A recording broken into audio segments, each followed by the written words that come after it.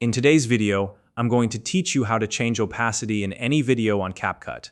Whether you're looking to create a fade effect, blend layers, or adjust the transparency of your clip for a more professional look, this step-by-step guide will walk you through the entire process.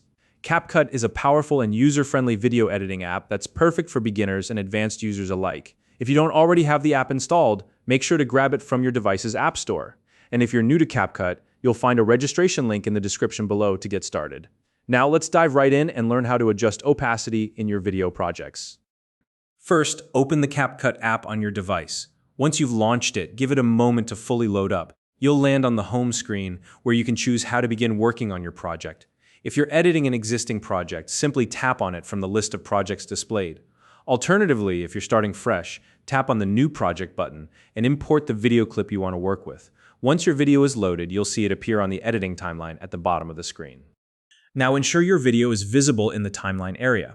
This is where all your editing magic happens. Next, tap on the video clip you wish to edit. If you have multiple clips in your project, make sure the correct one is selected. You'll notice a highlighted border around the chosen clip, confirming it's ready for editing. If you don't see the border, double-check that you've tapped the right clip. With your clip selected, look toward the bottom of the screen for the Editing Tools menu. From there, tap on the Video option. This opens up a variety of settings specifically for video adjustments. Among these options, you'll find Blend. Go ahead and tap on it. Now, this is where the opacity adjustment happens. You'll see a slider labeled Opacity. To make your video more transparent, drag the slider to the left. This is perfect for creating effects like fades or layering your video over another clip for a blended look. On the other hand, if you want your video to appear bolder or more prominent, drag the slider to the right to increase opacity.